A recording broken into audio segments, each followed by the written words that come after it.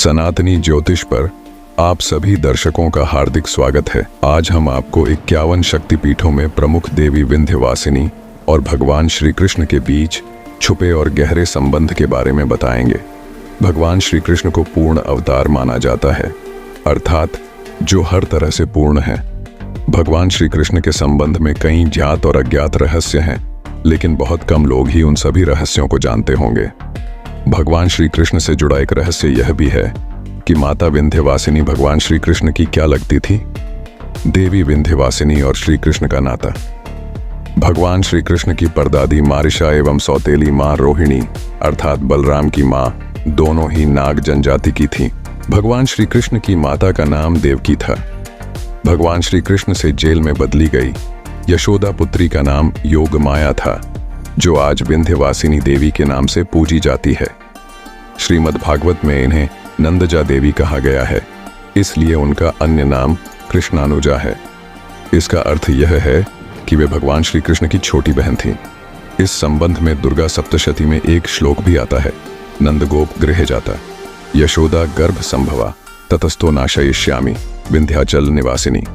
श्रीमद् भागवत पुराण की कथा अनुसार देवकी के 8वें गर्भ से जन्मे श्री कृष्ण को वसुदेव जी ने कंस से बचाने के लिए रातों रात यमुना नदी को पार गोकुल में नंद जी के घर पहुंचा दिया था, तथा वहां यशोदा के गर्भ से पुत्री के रूप में जन्मी भगवान की शक्ति योगमाया को चुपचाप वे मथुरा के जेल में ले आए थे। बाद में जब कंस को देवकी की 8वीं संतान के जन्म का समाचार मिला तो वह कारागार में पहुंचा। उसने उस नवजात कन्या को पत्थर पर पटक कर जैसे ही मारना चाहा, वह कन्या अचानक कंस के हाथों से छूटकर आकाश में पहुंच गई और उसने अपना दिव्य स्वरूप प्रदर्शित कर कंस के वध की भविष्यवाणी की और कहा, अरे मूर्ख, मुझे मारने से कुछ नहीं होगा। तुझे मारने वाला पृथ्वी पर जन्म ले चुका है। और अंत में वह भगवती विंध्याचल वापस लौट गईं।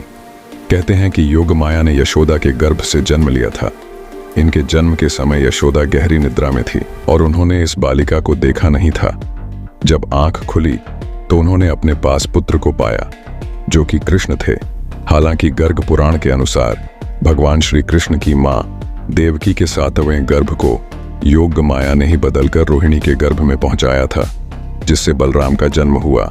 बाद में योगमाया ने यशोदा के गर्भ से जन्म लिया था और इन्हीं योगमाया ने कृष्ण के साथ योग विद्या और महाविद्या बनकर कंस, चाणूर और मुष्टिक आदि शक्तिशाली असुरों का संहार कराया, जो कंस के प्रमुख असुर माने जाते थे।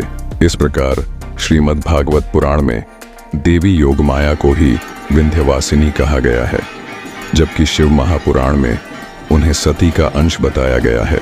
भारत में विंध्यवासिनी देवी का चमत्कारिक मंदिर विंध्याचल की पहाड़ी श्रृंखलाओं के मध्य मिर्जापुर जिले के उत्तर में पतित पावनी गंगा के कंठ पर बसा हुआ है। तीर्थराज प्रयाग एवं काशी के मध्य विंध्याचल नामक तीर्थ है, जहां मां विंध्यवासिनी निवास करती हैं। यह तीर्थ भारत के उन 51 शक्तिपीठों में प्रथम और अंतिम शक्तिपीठ हैं, जो गंगा तट पर स्थित हैं। यहाँ 3 किलोमीटर के परिधि में अन्य 2 प्रमुख देवियां भी विराजमान हैं, जिन्हें महाकाली और देवी अष्टभुजा भवानी के नाम से जाना जाता है। विंध्य पर्वत क्षेत्र में विंध्याचल के निकट ही काली खोह की पहाड़ी पर मां महाकाली तथा अष्टभुजा की पहाड़ी पर अष्टभुजी देवी विराजमान हैं।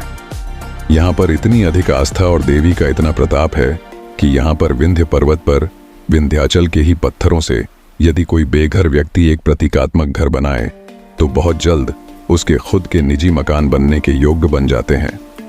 आपको वहां सैकड़ों की संख्या में छोटे छोटे मकान के प्रतिरूप दिखाई पड़ेंगे। वहीं कुछ लोग देवी के इस धाम को 51 शक्तिपीठों में मान्यता नहीं देते हैं, लेकिन 108 शक्तिपीठों में इनका नाम अवश्य आता है। शिव महापुराण के अनुसार मां विंध्यवासिनी को देवी सती का ही एक रूप माना गया है। सती होने के कारण उन्हें वन दुर्गा भी कहा जाता है। कहते हैं कि देवी आदिशक्ति कहीं भी पूर्ण रूप में विराजमान नहीं है, लेकिन विंध्याचल ही एक ऐसा स्थान है जहां देवी के पूरे विग्रह के दर्शन होते हैं। हमारे पौराणिक धर्मशास्त्रों के अनुसार अन्य शक्तिपीठों में देवी के अलग अलग अंगों की प्रतीक रूप में पूजा होती है। पौराणिक मान्यताओं और धार्मिक पुस्तकों के अनुसार सृष्टि आरंभ होने से पूर्व और प्रलय के बाद भी इस क्षेत्र का अस्तित्व कभी समाप्त नहीं हो सकता। यहाँ लोग कई प्रकार की सिद्धियां प्राप्त करने के लिए साधना करने आते हैं। जहाँ संकल्प मात्र से साधकों को दिव्य सिद्धियां प्राप्त होती हैं। विंध्याचल, अष्टभुजा और महाकाली जैसी तीन महाशक्तियों के समागम से यह शक्ति का एक त्रिकोण क्षेत्र बन जाता है, जो सिद्धि प्राप्ति के लिए एक बहुत ही शक्तिशाली केंद्र बिंदु का निर्माण करता है।